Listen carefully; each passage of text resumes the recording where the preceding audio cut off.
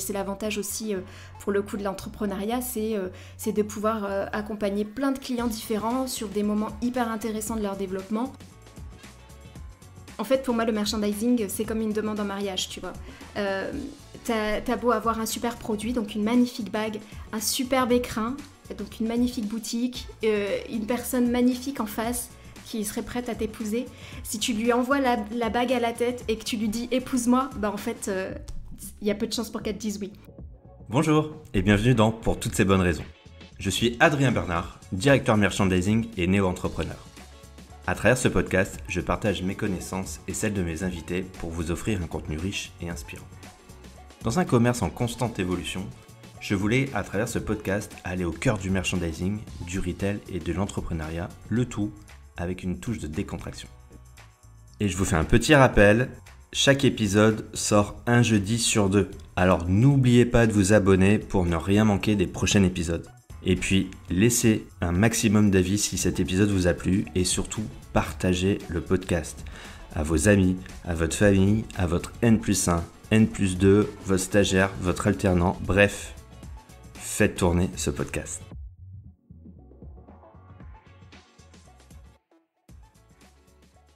Pour ce nouvel épisode, nous allons accueillir Émilie Micheles-Torrena. Elle est consultante en merchandising et en retail design et elle a un parcours impressionnant chez Maisons du Monde. À travers son expérience, elle a acquis une solide expertise en merchandising et en visual merch. Et donc aujourd'hui, elle se consacre désormais à aider les marques à transformer leur espace de vente. Émilie, elle apporte une perspective unique et précieuse dans ce domaine. C'est pour toutes ces bonnes raisons qu'elle participe à cet épisode. Nous allons donc plonger dans son parcours professionnel, les défis qu'elle a relevés, sa vision du merchandising. Et puis surtout, Émilie va nous expliquer pourquoi le visual merch ne se résume pas seulement à de l'esthétique, mais constitue véritablement un gros levier de performance pour les entreprises. Émilie, c'était quoi ta dernière expérience marquante ? Je te pose la question parce que moi je vais forcément te parler de rituals et je pourrais en parler pendant des heures, mais je veux quand même te laisser la parole. C'est quand ton dernier acte d'achat mémorable et la super bonne expérience que tu as eue en magasin ? Ma super bonne dernière visite en magasin, c'est le flagship de Lacoste sur les Champs-Élysées. Ah ouais, ok. Ouais, donc alors souvent, tu sais, ces marques premium, luxe, elles ont des très beaux flagships avec des éléments architecturaux, des super beaux écrins, enfin voilà, une coque qui est magnifique. Mais assez souvent, en tout cas de mon point de vue, je perçois une vraie déconnexion entre cet écrin qui est magnifique, une offre produit qui est magnifique et finalement les deux qui se connectent pas en fait. Donc tu sens qu'il n'y a pas un travail merchandising qui a été fait.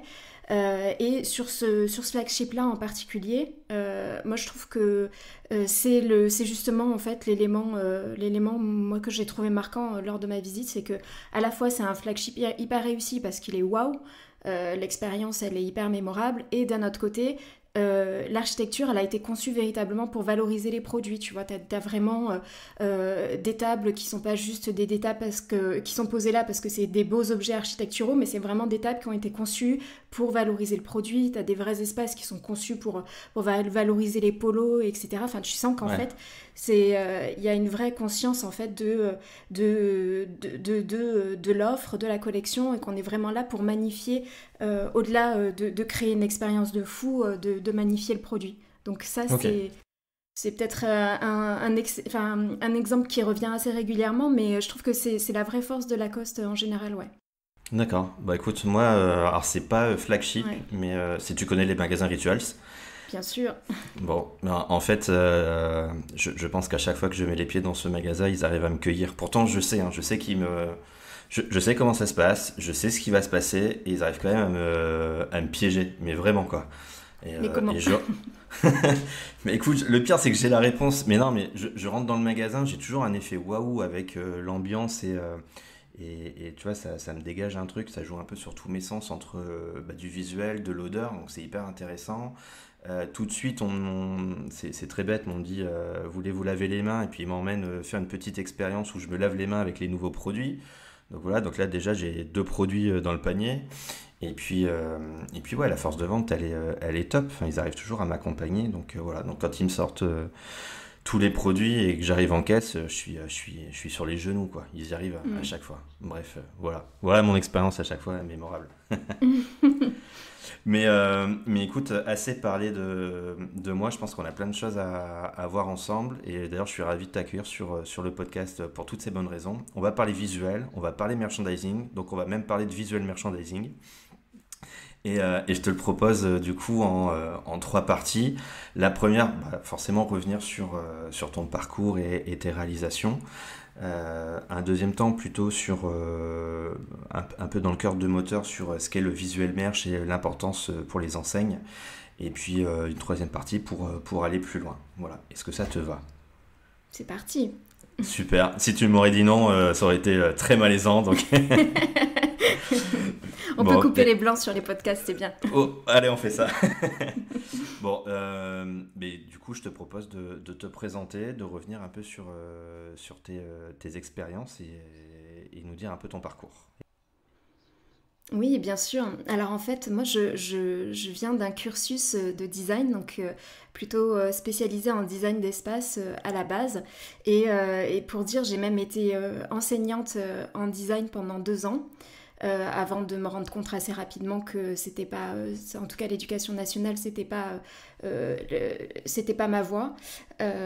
Et donc je suis retournée dans le monde professionnel en sortant de la fonction publique en me disant ok, maintenant qu'est-ce que je fais quelle tournure je donne à ma carrière. Je savais que le côté créatif me manquait beaucoup dans l'enseignement. Et j'avais envie de retourner vers un métier un peu plus créa, un petit peu plus opérationnel. Et par un concours de circonstances, en fait, moi je voulais retourner dans le monde de la déco. J'ai travaillé quelques temps en free pour accompagner des particuliers sur des projets d'aménagement d'intérieur. Et donc par un concours de circonstances, je suis tombée sur une annonce d'une enseigne qui cherchait un décorateur pour ouvrir un de ses magasins. Et donc l'enseigne, c'était Zodio, qui était en train de développer son réseau. En fait, à l'époque, ils n'avaient qu'un seul magasin et ils cherchaient des personnes pour les aider à ouvrir et déployer leur réseau. Et donc en fait c'est vraiment l'enseigne qui m'a mis le pied à l'étrier, si j'ose dire, du merchandising, parce que très clairement, en tout cas en école de design, c'était pas du tout un métier qui était connu. Moi j'avais aucune connaissance de cette spécialité-là, et là j'ai découvert qu'en fait on pouvait aménager des espaces de vente et aussi travailler à optimiser la performance, travailler sur l'aspect visuel, sur l'expérience client. Et en fait, ça m'a directement passionnée, en fait. C'était en quelle année, Zodio? Parce que, bon, là, ils ont fermé leurs portes définitivement il y a quelques mois. C'était quand, du coup C'était courant 2009. Ok. Ouais, donc on était vraiment tout au début du démarrage de l'enseigne, en fait. Et du coup, voilà, je me suis dit, ce métier-là, c'est celui que je veux faire. Donc là, c'était une simple mission pour l'ouverture de ce magasin-là. Mais du coup, ça m'a donné envie de continuer dans le merchandising. Donc au départ, j'étais plutôt sur de l'environnement déco, donc avec Zodio, Alinea, pour qui j'ai travaillé aussi pendant quelques années. Et puis j'ai eu envie de découvrir d'autres environnements, d'autres secteurs. Donc j'ai travaillé ensuite pour de la grande distribution chez Auchan. J'ai travaillé aussi sur du haut de gamme. Donc toutes ces missions-là sur des fonctions terrain, donc à peu près pendant 6 ans. Et assez rapidement, je me suis rendu compte que l'opérationnel, c'était chouette. Mais moi, en fait, ce que j'avais envie, c'était de participer à la stratégie, en fait. Donc pour me donner les moyens d'évoluer vers un poste siège, j'ai repris en parallèle mes études. J'ai fait un master en marketing pour m'étoffer un peu sur tout ce qui était connaissance client, sur travail de la segmentation, etc. En tout cas, sur l'analyse de données aussi. J'ai fait tout ça en cours du soir en parallèle de mon taf. Et une fois que j'ai obtenu mon master, j'ai cherché un poste de merchandiser à Amont. Que j'ai obtenu en fait j'ai trouvé une opportunité chez Tati. Donc j'ai travaillé pendant quelques années chez Tati comme merchandiser Amont. au départ, et puis petit à petit en tant que responsable merchandising, et progressivement, donc ça m'a permis d'évoluer donc chez Maisons du Monde en tant que responsable merchandising sur la supervision à la fois de toute la construction du merch, de la stratégie merchandising, et aussi la supervision du déploiement terrain, puisque j'avais aussi une équipe de merchandisers qu'on appelait opérationnels, donc qui se déplaçaient en magasin et qui allaient accompagner tout le parc sur l'adaptation de la formation. Donc petit à petit, en fait, du terrain, j'ai grandi jusqu'à aujourd'hui avoir mon agence en indépendante. Ah, c'est top. Du coup, juste pour revenir sur ce que tu disais, donc tu parlais de merchandiser amont.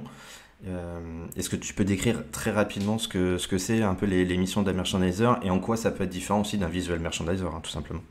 Ouais, tout à fait. Alors, donc en fait, le démarrage de ma carrière, je l'ai fait plutôt en visual merchandising terrain. Et donc ça, c'était véritablement des missions en magasin où l'objectif, c'était de servir la stratégie de l'enseigne en développant sur les magasins sur lesquels j'étais fixée la performance chiffrée, et en développant aussi le visuel magasin. Donc ça veut dire créer toutes les silhouettes, gérer toutes les implantations de nouvelles collections, remodeler les magasins. J'ai fait aussi des réouvertures, etc. Donc ça, c'était plutôt la partie visuelle merchandising. Et après, ce que j'ai fait, c'est plus du merchandising amont. Donc là, j'ai évolué au siège vraiment d'enseigne. Et donc mon job, c'était de concevoir des books merchandising, donc tous les outils en fait qui sont envoyés en magasin, pour leur dire tout simplement où positionner les produits de façon à ce que ce soit le plus générateur de chiffres possible et le plus attractif visuellement. Donc la différence, c'est que le visuel amont, pour le coup, il se situe un cran au-dessus dans la création de recos qui sont redéversés après sur le réseau. Ouais, donc si je résume, tu étais vraiment en proximité des équipes produits pour modéliser les gammes et pour ensuite décliner ça sous forme de règles merch ou peut-être même de planogrammes. Je sais pas comment ça se passait dans ton enseigne. Ouais, tout à fait. En fait, c'est un métier hyper transverse, c'est-à-dire qu'à la fois, tu es en articulation avec toutes les équipes qui créent le produit, donc à la fois les équipes de style, de la direction artistique qui va impulser les directions vraiment tendance de la marque, toutes les équipes produits qui vont être sur le développement des collections. Tu vas aussi être en interaction avec les équipes marketing qui vont te donner les grands temps forts commerciaux et voilà, et les gros rendez-vous à pas manquer. Et puis tu vas être en interaction aussi avec les équipes réseau. Donc c'est vraiment on va dire, cette articulation de plein d'autres fonctions aussi du coup que c'est à cet endroit charnière en fait que tu te retrouves quand tu es merchandiser amont. Et donc là, tu es en train de lancer ton agence, si j'ai bien suivi, c'est ça? Exactement. Donc là, j'ai quitté le monde de l'entreprise depuis octobre de l'année dernière pour créer mon agence. Donc aujourd'hui, j'ai une agence de merchandising, visual merchandising et retail design. Et donc aujourd'hui, en gros, mon job, c'est d'accompagner les marques sur vraiment des moments de transformation. Donc globalement, c'est par exemple des entreprises qui sont sur une petite échelle et qui ont envie de construire un réseau magasin plus important. Je vais les accompagner pour construire des process merchandising, pour créer des outils, pour créer aussi des éléments qui vont les aider à développer leur franchise, des books, des charts, etc. merchandising. Et je vais être vraiment sur ce type de clientèle. Alors du coup, en préparant le podcast, tu vois, j'ai vu quelques infos, quelques articles, et notamment celui de LSA, où ils appuyaient sur une donnée qui était le marché du conseil en retail, essentiellement, qui augmentait depuis 2023 de 15%. Donc on sent qu'il y a un vrai terreau propice aux agences de conseil pour les équipes et pour les enseignes en retail. Toi, qu'est-ce qui t'a donné envie, qu'est-ce qui t'a motivé de te lancer en tant qu'entrepreneuse? Ouais. Alors, pour être tout à fait honnête, quand j'ai quitté Maisons du Monde, j'avais pas nécessairement en tête de créer mon entreprise immédiatement. Alors c'est assez simple, hein, je m'étais mis des barrières mentales, je m'étais dit, j'avais pas mal d'expérience aussi dans mon entourage d'entrepreneuriat qui avait pas forcément bien fonctionné. Je me disais, voilà, c'est pas forcément pour moi. J'avais l'habitude aussi de travailler pour des très grosses boîtes, donc j'imaginais pas à la fois avoir la compétence de gérer mon business solo, d'aller chercher moi-même mes clients. J'avais pas la confiance en fait aussi dans mon expertise métier. Je me disais qui viendrait me chercher. Donc j'ai eu un gros moment d'introspection en sortant du monde de l'entreprise et la force du truc, c'est que j'étais très bien accompagnée. Et j'avais notamment dans mon réseau une amie qui m'a dit, mais attends, moi je travaille pour une boîte, là clairement aujourd'hui ils ont besoin d'être accompagnés en merchandising, ils n'ont pas de book, ils n'ont pas, les réflexes, ils n'ont pas les outils, tu pourrais trop les aider quoi. Et je me suis dit bon pourquoi pas, c'est une opportunité, aujourd'hui il n'y a pas de risque, je vais tenter cette aventure et puis je me challenge moi-même. Donc j'ai créé ma boîte en fait pour répondre à ce besoin client qui s'était présenté parce qu'il m'intéressait vraiment et que j'avais envie d'aider cette entreprise. Et puis finalement c'est cette première mission qui m'a fait découvrir le monde de l'entrepreneuriat, qui m'a aussi fait apprécier le fait de gérer son temps, de gérer aussi ses projets clients, d'être sur des moments aussi hyper intéressants de transformation d'une entreprise où finalement avec le recul, je me dis que dans ma carrière, j'ai aussi passé beaucoup de temps à faire du merch de run, en fait, donc créer des implantations, que tu renouvelles toutes les collections, etc. Ce qui fait que tu n'es pas forcément sur des projets très structurants, ou en tout cas, tu n'as pas forcément suffisamment d'esprit disponible pour les aborder sereinement, et c'est l'avantage aussi, pour le coup de l'entrepreneuriat, c'est de pouvoir accompagner plein de clients différents sur des moments hyper intéressants de leur développement. Donc voilà, c'est vraiment une succession en fait d'étapes qui font qu'aujourd'hui je suis à fond là-dedans. Ouais, tout s'est aligné progressivement et puis c'est comme ça que tu t'es lancé quoi. Voilà, c'est top. Pour revenir et terminer sur la partie de ton parcours, est-ce que tu veux bien nous partager un projet ou une réalisation que tu as eue et sur laquelle tu es hyper fier et qui a fonctionné et que tu as envie de nous partager? Ouais. Honnêtement, si on parlait purement merchandising, j'en ai plein. J'ai notamment accompagné le lancement de la Seconde Chance, un magasin chez Maison du Monde, accompagné la mise en place de plusieurs collabs alors que l'entreprise n'avait aucune expérience de la mise en scène de ce type de collection capsule. Mais c'est pas forcément de ça dont j'ai envie de te parler, parce que clairement c'est des accomplissements professionnels qui sont chouettes, mais les choses dont je suis le plus fière sont des accomplissements humains en fait. Et donc ce dont j'ai plus envie de te parler, c'est justement de mon expérience chez Maison du Monde, où en fait j'ai rejoint l'entreprise qui était une PME et qui avait grandi très vite, qui était en gros besoin de restructuration, avec des équipes hyper motivées, mais à la fois qui n'avaient pas forcément les clés et tous les process pour aborder le merchandising de façon efficace. Et en fait, ma vraie fierté, c'est d'avoir à la fois réussi à réorganiser tout ça, restructurer les équipes, accompagner leur montée en compétences, et réussi à faire aussi évoluer des équipes en interne, parce que j'ai réussi à faire évoluer plusieurs collaborateurs dans mon équipe, et tout en gérant aussi un management assez complexe qui était que j'avais une équipe au siège que je voyais tous les jours, et une équipe à distance une dizaine de merchandisers qui étaient répartis dans toute l'Europe. Donc réussir à créer une cohésion d'équipe, réussir à manager tout le monde dans la même direction, à faire en sorte que personne ne se sente laissé de côté, que tout le monde se sente entendu, que tout le monde ait le sentiment de participer au même projet. Ça c'était vraiment mes grosses préoccupations, et je pense que c'est pour le coup ce que j'ai réussi à faire avec cette équipe.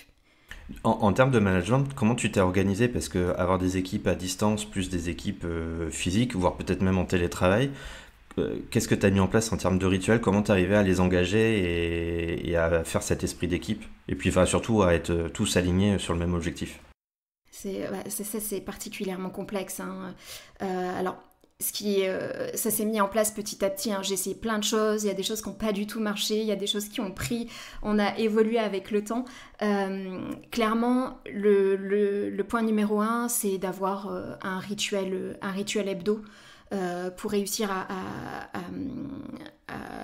fédérer tout le monde autour d'un moment de partage. Donc toutes les semaines, on se retrouvait toutes et moi je donnais les grandes orientations, déjà les retours business, ça, c'est hyper intéressant, enfin c'est hyper important. On travaille pas pour des musées, donc il faut savoir ce qu'on a bien fait et ce qu'on n'a pas bien fait. Donc des retours business et puis ensuite les grandes orientations, les gros chantiers de la semaine, et ensuite chacune prend la parole pendant 3 minutes et dit moi cette semaine je vais faire ça, je vais faire ça, je vais faire ça. L'idée c'est que chacune, une fois de plus, je dis chacune parce que c'était une équipe de filles, mais J'avais compris. comme souvent dans le métier, mais je sais pas, c'est pas discriminant, hein. Mais pour le coup, chacune pouvait avoir la parole. Pour moi, c'est hyper important parce que tout le monde n'a pas non plus le même niveau d'aisance, et c'est parfois assez. On peut avoir des personnes qui monopolisent la parole et d'autres qui sont moins entendues. Donc, c'est hyper important que chacun sente qu'il est à sa place et qui sente que ce qu'il fait, en fait, ça compte aussi pour le reste de l'équipe. Donc, ces moments de partage hebdo. Des moments aussi, des grosses messes tous les mois où là on faisait des grosses revues de projet pour voir ce qu'on avait bien fait et ce qu'on n'avait pas réussi, et puis après tous les 6 mois des moments où on se retrouvait pour le coup en physique pour faire une grosse revue de collection. Donc pour voir toutes les implantations, qu'on s'aligne toutes sur le discours, les grandes règles merchandising, l'histoire des thématiques aussi, hein, l'histoire qu'on va raconter en termes de produits, et le chemin qu'on veut prendre pour les mois à venir. Tu gérais comment les collections? Enfin, ça tournait tous les combien? Tu avais deux, trois collections par an, plus? Ça durait Ouais, combien de temps? en fait, toutes mes expériences, on était sur des collections bisannuelles, donc on avait un automne-hiver, un printemps-été, avec, comme souvent, hein, un socle de produits qui sont des produits essentiels qui sont reconduits, et un taux de renouvellement. C'était plus de 50% chez Maison du Monde, mais en gros, 5000 nouvelles rêves toutes les saisons, quoi. D'accord. Donc un gros taf. Et donc, tu travaillais ça avec les équipes produits et achats des mois à l'avance, j'imagine. Exactement. C'est quoi? Ouais. C'est 8, 12 mois à l'avance, plus peut-être? Plutôt 6 mois à l'avance. Alors ça dépend des D'accord. typologies de produits selon la complexité de fabrication. Tu vois, sur les collections meubles, on est plutôt à 1 an à l'avance. Sur les collections petites décorations, on peut être plutôt à 6 mois à l'avance. Ça dépend aussi du type de sourcing que tu fais. Si tu es sur du sourcing en Asie, forcément, tu vas rallonger tes délais. Si tu es Ouais. sur du proche import, tu vas pouvoir créer des collections avec des délais plus courts, jusqu'à 3 mois. Mais habituellement, on était plutôt sur des délais d'anticipation à 6 mois, ouais. Et est-ce que donc ton service merchandising était en connexion avec les achats, dans le sens, finalement, les quantités qui étaient commandées, c'était pris en compte aussi sur la réalité du terrain, combien je peux en mettre sur, je sais pas, moi, une table ou dans la gondole, ça, il y avait ces passerelles? Oui, tout à fait. Alors, c'était le même fonctionnement chez Tati, mais évidemment, c'est fondamental de créer cette relation-là, parce que si t'as pas créé une relation de partenaire dès le début avec les équipes achats, tu reçois des produits en magasin que t'avais jamais vus, qui passent pas, et que tu sais pas où mettre, quoi.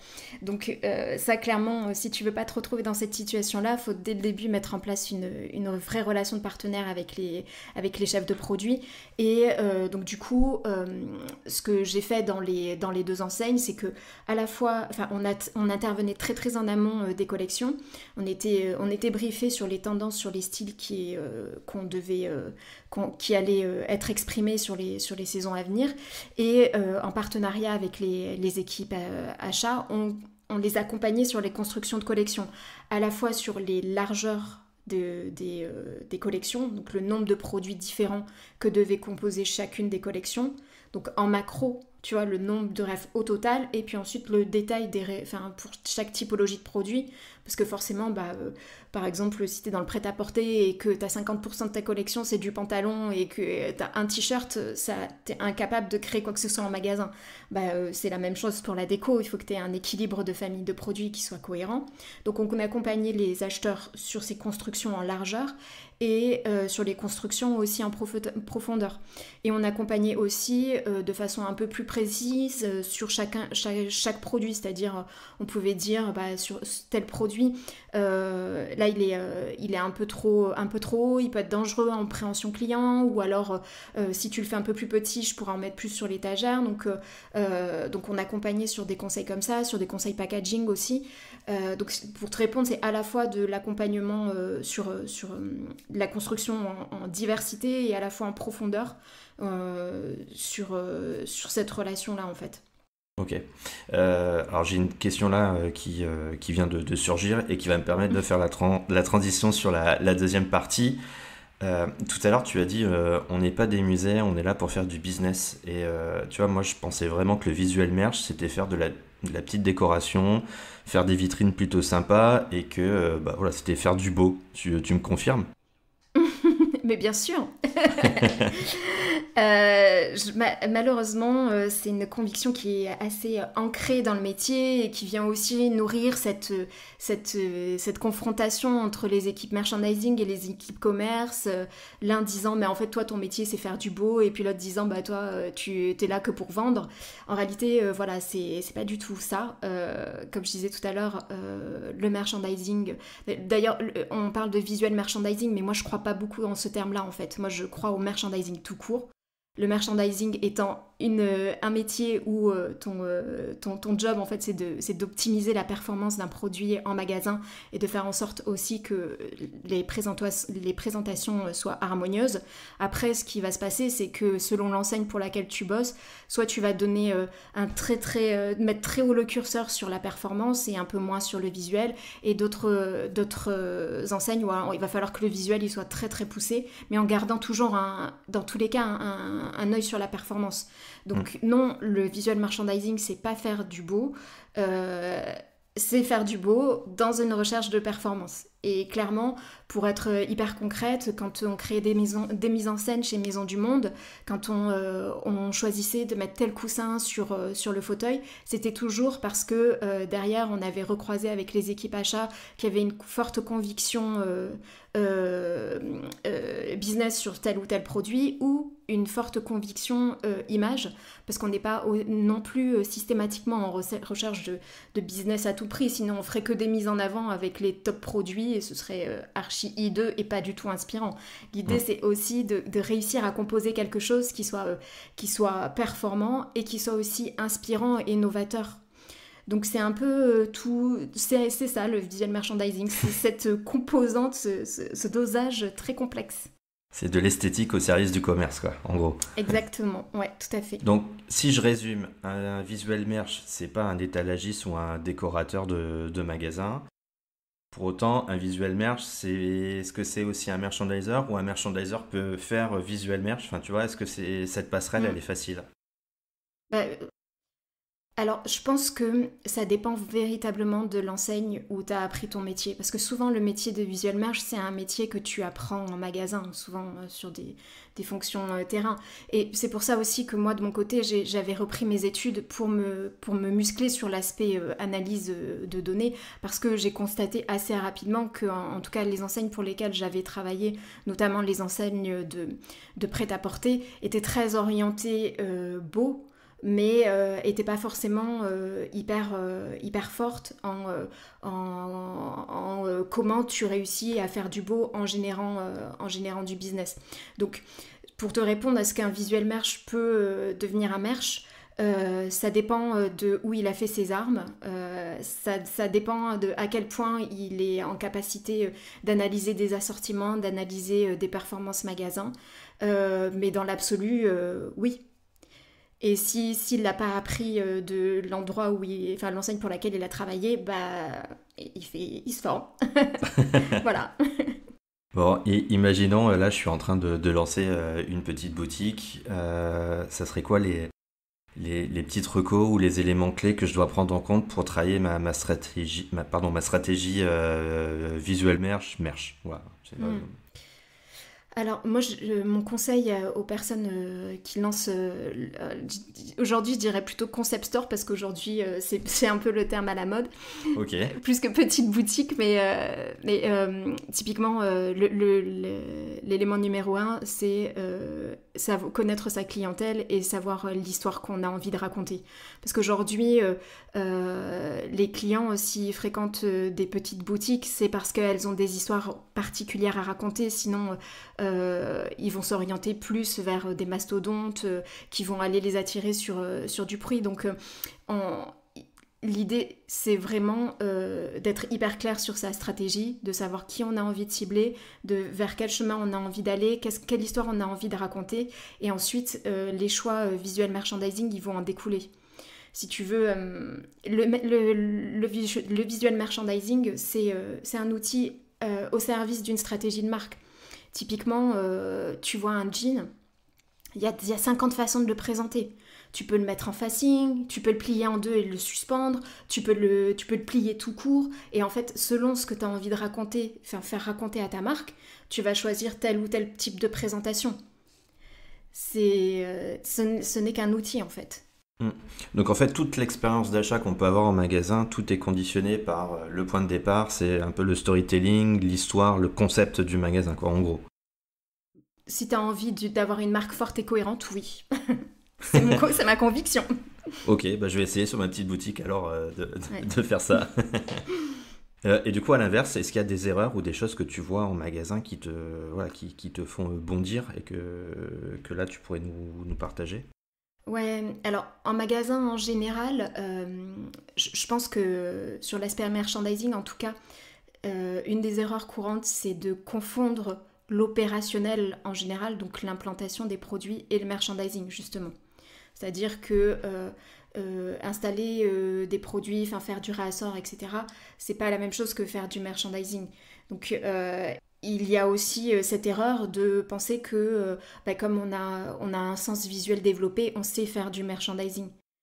Voilà, je pense que les professionnels du secteur qui nous écoutent sauront de quoi je parle, mais très, très clairement, c'est un métier en particulier et je pense qu'il y a pas mal de merchandisers qui visitent aussi des petites boutiques et qui partagent certainement mon opinion selon laquelle, en fait,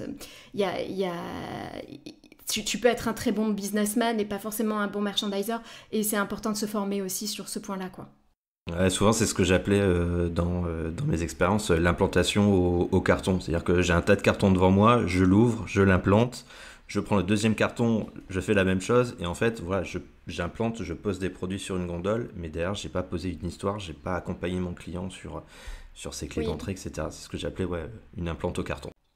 Ou deuxième possibilité, j'implante, chez moi c'est comme ça en fait. Ok. Et moi, je trouve ça joli, c'est comme ça chez moi. C'est un argument aussi que j'avais beaucoup, donc ça c'est un peu compliqué. Mais dans tous les sens, ça veut dire qu'effectivement, t'es en train d'illustrer une histoire qui n'est pas universelle, quoi. T'es juste en train d'exprimer tes goûts et pas forcément de présenter quelque chose qui pourrait raconter, qui pourrait parler à ta clientèle. Donc si tu te poses pas la question de qui est ton client, quelles sont véritablement ses affinités, oui, tu vas tomber dans le piège de je fais ça parce que je trouve ça joli, quoi. Ou par force de l'habitude, j'ai toujours fait comme ça et c'est très bien comme ça, quoi. Aussi. Je vais revenir sur ce que tu évoquais tout à l'heure avec cette notion de merchamon. Alors c'est une question, mais finalement c'est peut-être deux questions en une. Comment du coup dans ta démarche, dans ton accompagnement et quand tu posais un peu les sujets merch, comment tu intégrais tout ce qui était données et data, vraiment toute la partie analytique? Et puis, alors je ne sais pas si tu le faisais, mais est-ce que tu avais des adaptations selon les marchés, les zones géographiques? Peut-être que ta stratégie entre Lille et Marseille, c'est la même, ou alors pas du tout. Est-ce que tu avais des variations comme ça sur de l'offre locale? Alors, Pour répondre à ta première question, en fait, ce qu'on faisait avant de... Alors, on avait en tout cas, je vais parler de mon expérience à mon global, et puis après, je pourrais t'expliquer un peu ma maison du monde. Mais au global, en fait, avant de lancer des implantations, le travail du merge d'une collection, moi, ce que je faisais, c'est des bilans de collection de N-1. Donc pas la saison dernière, puisque tu vas comparer un hiver avec un été, mais avec l'année dernière. Et du coup, tu fais un gros bilan de ce qui a fonctionné, de ce qui n'a pas fonctionné, et tu essayes d'en tirer des enseignements. Donc une fois que tu as fait ces analyses de données, donc tu peux déjà un peu définir les lignes stratégiques que tu as envie de donner à ton merchandising sur les saisons à venir. Donc typiquement, tu peux dire, ok, en macro, on a super bien fonctionné sur tel et tel thème. Peut-être que notre client il est plutôt appétent à ça, on va faire en sorte de donner plus de visibilité à tel et tel type de produit. Attention, on a sous-performé sur telle famille de produits, c'est pas forcément cohérent. Comment on va pouvoir faire en sorte de redonner de la visibilité à ces types de produits. Enfin voilà, et se questionner, est-ce qu'on a fait les bons choix en termes de type de présentation, plié, etc. Enfin, donc on écrit comme ça ce qui a fonctionné, ce qui n'a pas bien fonctionné. Chez Maison du Monde, c'était assez compliqué parce que beaucoup de familles de produits, donc ça nous prenait beaucoup de temps, mais on faisait cette revue de performance comme ça avant de commencer les implantations. On s'écrivait ensuite une ligne merchandising globale qui allait dicter en fait les implantations de l'ensemble des collections, et ensuite des choses un peu plus spécifiques sur chaque famille de produits, histoire de garder une cohérence globale et à la fois des choses qui soient particulières à chaque problématique. Et puis ensuite, on déroulait en faisant du coup des suivis de performance. Chez Maison du Monde, un peu plus compliqué de faire du réajustement, parce qu'une fois que les collections étaient lancées, c'était tellement de références qu'on demandait que très très rarement au magasin de faire des changements d'implantation, parce qu'en fait ils recevaient des nouveautés toutes les semaines, donc ils étaient déjà surdépassés d'opérationnel toutes les semaines, donc c'était assez compliqué de leur faire des modifications. En revanche, la soupape d'ajustement qu'on pouvait avoir, c'était que on faisait des mises en avant en entrée de magasin régulièrement, et donc on pouvait réajuster et donner une nouvelle visibilité à des typologie de produits qui étaient en sous-performance, par exemple, pour essayer de rééquilibrer la balance. Ouais. Et donc, pour répondre à ta deuxième question, est-ce qu'on réajustait en local ? Honnêtement, c'était un tout petit peu le cas, mais pas du tout à la hauteur de ce qu'on peut voir ailleurs, pour des raisons de très grande complexité en interne, de construction, etc. Je vais pas rentrer dans tous les détails, mais au moment en tout cas où moi j'ai quitté l'enseigne, on faisait des ajustements, si tu veux, sur certaines typologies de produits. De fait, le meuble où t'as pas toutes les références il y a aucun magasin qui a toutes les références, donc de toute façon t'avais des assortiments différents par magasin. Mais après, sur des produits de petite décoration, c'était un peu plus complexe. Ok, je comprends. Pour en revenir sur la partie merch ou même visuel merch, tu vois là de ton œil d'experte des tendances ou des choses qui s'inscrivent un peu en nouveauté merchandising Je dirais qu'un élément, alors je ne sais pas si on peut appeler ça une nouveauté merchandising, en tout cas c'est quelque chose qui a une grosse répercussion sur le merchandising, mais un élément fort aujourd'hui, alors je pense qu'on est tous au fait des performances assez compliquées ces derniers mois pour beaucoup de secteurs du retail, et très clairement, moi c'est quelque chose sur lequel j'ai essayé de beaucoup pousser ces dernières années chez Maison du Monde, mais il y a des gros sujets de rationalisation des assortiments qui aujourd'hui se fait plus qu'indispensable, quoi. Donc un impact sur le merchandising nécessairement, puisque quand tu merges 100 ref et quand tu en merges 10 en magasin, nécessairement... C'est pas la même. C'est ça, c'est pas la même implication, ça va pas être la même expérience. Il va falloir que tu essayes de créer quelque chose qui soit cohérent, de revoir un petit peu toutes les codes. Donc pour moi, ça c'est un des gros éléments de questionnement pour le merchandising là en cours et sur les mois à venir, quoi. Ouais, complètement. Enfin, je sais qu'il y a plein d'enseignes qui sont sur des gros sujets de rationalisation. Alors, à la fois pour, comme tu le disais, hein, pour des raisons de performance, mais aussi pour faire de la place en rayon, pour proposer d'autres choses. Et ça peut être de l'expérientiel, de la prise de parole. Donc, ouais, c'est un vrai sujet. Je suis totalement aligné. Plus aujourd'hui, il y a aussi les sujets de durabilité, t'as tout ce qui va être seconde main en magasin, qui fait que, moi ma conviction c'est que dans tous les cas, à terme, le magasin de demain, c'est plus forcément un magasin qui propose que des produits, que des produits neufs et pas forcément que des produits disponibles immédiatement, quoi. Donc ça aussi, ça implique de se questionner sur la façon dont on présentera tout ça en magasin, comment on va réussir à créer des expériences qui soient cohérentes, à recréer des collections qui racontent des histoires aussi fortes. Donc ça aussi, ça fait partie des choses qui vont nous agiter un peu le bocal, ouais. Du coup, pour aller un peu plus loin, toi, je m'étais noté tout à l'heure, tu parlais que tu avais travaillé sur les projets de la seconde main. Tu peux nous expliquer un peu rapidement les contours du projet et ce que tu as travaillé concrètement? Oui, alors du coup, pour s'inscrire dans la suite de ces engagements, Maison du Monde avait décidé de lancer donc une offre de seconde main et donc en magasin. Alors, à nuancer, c'est pas exactement de la seconde main comme on peut l'imaginer, c'est-à-dire c'était pas en tout cas à ce moment-là de la reprise client et de la revente, c'était plutôt de la revente de produits abîmés qui autrement seraient potentiellement partis au rebut, quoi. Donc l'enjeu c'était d'une part, il était multiple, hein, c'était un enjeu de concept, c'est-à-dire comment tu réussis à créer un espace pour valoriser cette offre produit en magasin, en n'ayant pas trop d'impact sur le reste de l'assortiment, puisque au moment où ça devait être lancé, les collections n'avaient pas été réduites non plus de 30% pour laisser un tiers du magasin à dispo pour la seconde main. Donc l'idée c'était aussi de trouver des astuces pour dégager cet espace-là. Créer un espace donc, qui soit aussi visuellement hyper reconnaissable, donc aussi des gros enjeux de comme in-store, de signalétique directionnel, de balisage produit, et des gros enjeux aussi de merchandising pour le coup visuel, c'est-à-dire comment réussir à créer aussi une histoire qui soit cohérente, un espace qui soit visuellement attractif, sans qu'on tombe dans le corner des bonnes affaires façon Ikea en fin de parcours qui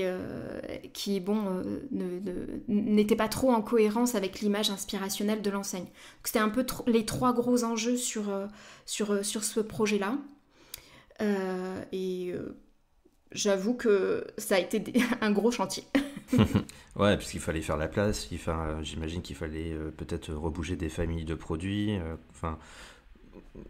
Il y a un peu de taf, quoi. C'est ça. Optimiser l'espace magasin pour essayer de ne pas trop impacter le reste de l'assortiment. Et puis faire en sorte aussi de faire connaître cette offre parce que les clients n'avaient pas forcément connaissance aussi de cet espace en magasin. Donc commencer à créer aussi une notoriété autour de ça, quoi. Il y a un truc qu'on n'a pas du tout parlé, c'est tout ce qui est un peu nouvelle technologie, omnicanalité. Donc je sais que pareil, il y a eu une étude qui avait montré qu'un magasin ou un point de vente qui a un peu de technologie interactive, ça augmente quasiment de 20% l'engagement client. Toi, c'est quoi ta conviction par rapport à ça? Est-ce qu'il faut est-ce qu'il faut des bornes? Est-ce qu'il faut des écrans dans les magasins? Est-ce qu'il faut des QR codes? En fait, j'ai envie de te dire, ça dépend. C'est-à-dire que, mettre un écran pour mettre un écran, ça n'a pas de sens. Et typiquement, justement, j'avais mené aussi le projet de digitalisation, enfin en tout cas de création de bornes en magasin chez Maison du Monde. Et la demande, c'était, mettons des bornes en magasin, ok. Ok, mais la borne, c'est la solution. C'était quoi le problème, en fait? Et donc, moi, ma démarche, c'est de dire, ok, on rembobine un peu le fil, au lieu de partir sur une solution, de se dire, en fait, c'est ça qu'il faut adopter. Quel problème on essaye de résoudre et à qui on s'adresse. Donc, une fois de plus, en rembobinant le fil, on se dit, ok, donc là, il y a un sujet de méconnaissance de l'offre meuble, on n'est pas en capacité d'exposer toutes les références en magasin, les clients ne savent pas suffisamment qu'on vend du meuble, comment on est en capacité de leur faire comprendre qu'il y a beaucoup plus que ce qu'ils voient. Donc oui, la bande, ça peut être une solution, mais tu as plein d'autres solutions aussi, des éléments de signalétique aussi qui sont potentiellement aussi moins coûteux. Tu peux aussi partir sur beaucoup plus de formation aussi de tes vendeurs. Enfin voilà. Mais du coup, pour accompagner ce projet-là, ou en tout cas les projets de digitalisation, c'est des investissements tellement importants qu'il faut véritablement se poser la question du problème qu'on souhaite résoudre et du ROI qu'on va aller chercher derrière. Et ça, je pense que tous les retailers le savent, mais on ne va pas engager des sommes aussi importantes sans s'être posé les bonnes questions. Et une fois que tu as identifié ton problème, en fait, tu vas réussir à prendre les bons choix aussi. Donc si la borne, c'est le bon choix, si tu as compris quel problème tu voulais résoudre, tu vas déjà écrire ton parcours d'achat, en fait. Tu vas dire, ok, à quel moment tu veux que ton client il ait connaissance de cette offre-là? Est-ce que ça doit intervenir dès le début? Est-ce que ça doit être dans une zone meuble où il est déjà en recherche de besoins? Comment tu vas configurer ta borne? Est-ce que ça doit être juste un catalogue? Est-ce que ça doit être une espèce de site en ligne, mais qui permet la récupération de panier en caisse? Enfin, comment tu vas le signaler dans l'espace, comment tu vas l'identifier? Et en fait, tout le reste va découler si tu as bien posé le problème dès le début, en fait. Ouais, bon, grosso modo, sur ma petite boutique là que je voudrais monter, je mets pas des QR codes partout si j'ai pas une bonne raison de mettre du QR code. Ouais, alors le QR code, c'est un super outil, hein.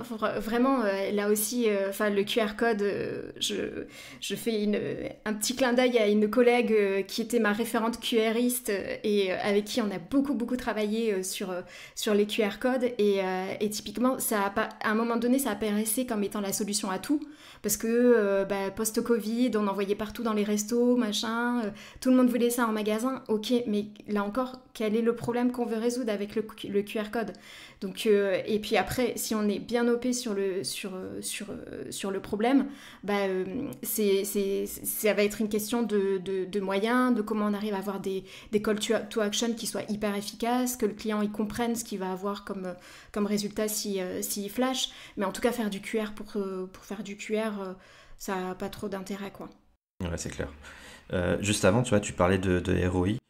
Toi, en tant que pro du merchandising, c'est quoi tes grands KPI, tes grands critères de performance qui t'animent pour analyser, pour prendre tes décisions? Alors, au global, clairement, le chiffre d'affaires. Alors après, selon le type, évidemment, on va enfoncer les portes ouvertes, mais bien sûr, le chiffre d'affaires. Après, selon le type d'enseigne, en fait, tu vas être plutôt chiffre d'affaires, tu vas être plutôt sur de la marge. Enfin voilà, là c'est selon, mais en tout cas déjà, ça te donne un indicateur en macro. Après, pour des indicateurs plus spécifiques sur la performance merchandising, numéro 1, taux de conversion. C'est-à-dire que là, l'idée, c'est de voir parmi toutes les personnes qui ont franchi les portes de ton magasin, combien ont acheté. Alors, ça va te donner un peu une idée de la désirabilité de ton offre et de ta capacité à générer des ventes, même si tu n'as pas forcément de vendeurs sur place. Donc ça, c'est hyper important. L'indice de vente, donc le nombre de produits différents que tu vas réussir à faire acheter à ton client par panier. Donc là, tu vas voir si tu es en bonne capacité d'inspirer ton client et s'il a eu envie d'acheter le Total Look ou s'il a juste pris un produit comme ça et qu'il est reparti direct. Donc ça, typiquement, c'est aussi un indicateur de ta capacité à le séduire. Tu vas aussi, après, selon le type d'enseigne, mais tu vas avoir ton prix de vente moyen, ton panier moyen qui vont te montrer aussi dans quelle mesure tu es capable d'aller chercher des produits un peu plus chers et aller premiumiser un petit peu ton offre. Et puis si tu veux regarder plutôt l'efficacité de tes vitrines, faut regarder le nombre de clients qui rentrent dans ton magasin. Alors ça, c'est hyper compliqué. C'est plus accessible pour les centres co par exemple, mais savoir le nombre de personnes qui visitent le centre co versus ceux qui rentrent dans ton magasin, ça va te montrer aussi à quel point tes vitrines sont performantes. Mais l'une des particularités aussi du merchandising, et c'est ça qui est assez complexe, c'est que on gère du multifactoriel et des choses qui sont tout un environnement de vente en fait. Et tu vas jamais véritablement réussir à savoir si tu as performé parce que tu avais un méga bon vendeur à un moment donné qui a réussi à faire un super panier, que tu as un client qui était un client pro qui t'a acheté tout le magasin parce qu'il fallait refaire la déco de chez un client. Enfin, t'as énormément de facteurs à prendre en compte et juste les KPI sans avoir plus de détails peuvent être trompeurs aussi, quoi. Ouais, mais c'est ça, hein, c'est tellement une finalité le merchandising, il y a toute une somme d'actions avant qui se passe. Et tu l'as très bien dit, hein, un super vendeur, une rupture, un problème de douane qui fait décaler les livraisons. Enfin, il y a tellement de variables qu'à un moment donné, il faut du contexte à donner à tous ces KPI. Ouais. Clairement. Exactement, t'as pas que la qualité, enfin la quantité et juste des indicateurs de performance quantitative, il faut aussi des données qualitatives. La météo, ça influe beaucoup aussi. Un produit qui est défectueux et tu le sais pas, tu t'en es pas rendu compte, voilà, ils ont plus, enfin voilà. Donc c'est multifactoriel. Émilie, on arrive à la fin de cet épisode. J'ai l'impression que c'est passé. J'ai l'impression qu'on a attaqué il y a 10 minutes, tellement. Mais moi aussi. Tellement c'est passionnant de parler merchandising. Donc, je te remercie à nouveau. Je vais peut-être te laisser, si tu le veux bien, le mot de la fin. Qu'est-ce qui est pour toi sur les mois à venir, voilà, toutes les bonnes raisons qui vont te dire tiens, je vais réussir cette année 2024, voire mon début d'année 2025. Ouais. Alors, moi j'ai envie de dire, j'ai envie de raconter une petite histoire. En fait, pour moi, le merchandising, c'est comme une demande en mariage, tu vois. T'as beau avoir un super produit, donc une magnifique bague, un superbe écrin, donc une magnifique boutique, une personne magnifique en face qui serait prête à t'épouser. Si tu lui envoies la bague à la tête et que tu lui dis « épouse-moi », en fait... il y a peu de chances pour qu'elle te dise oui. En fait, le merchandising, c'est ça. c'est faire en sorte de créer toutes les conditions pour qu'en fait l'expérience elle soit la plus magnifique possible et faire en sorte de créer ce lien en fait entre ces trois éléments. Et du coup, moi, mon année, elle sera réussie si j'ai réussi à faire en sorte de faire comprendre ça à mes clients et aux marques en général d'ailleurs.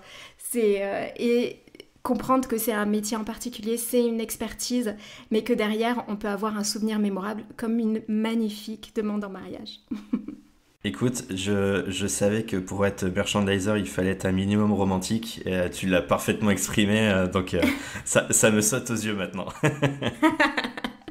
Je sais pas si je suis romantique, mais... Parce qu'une demande en mariage, ça peut être romantique, ça peut être drôle, ça peut être surprenant, après c'est à toi de donner la teinte que tu as envie, hein. Exactement. Mais en tout cas, voilà, oui. Écoute, c'était un excellent mot de la fin, Émilie. Je te remercie beaucoup. Et puis, je te dis à très bientôt. Merci à toi, Adrien. À bientôt. Merci d'avoir écouté ce nouvel épisode de Pour toutes ces bonnes raisons.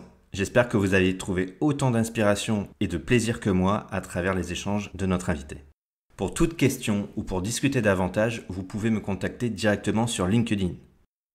Et je vous fais un petit rappel, chaque épisode sort un jeudi sur 2. alors n'oubliez pas de vous abonner pour ne rien manquer des prochains épisodes.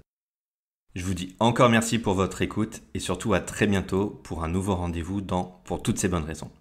D'ici là, prenez soin de vous, prenez soin de vos linéaires et continuez à nourrir votre passion.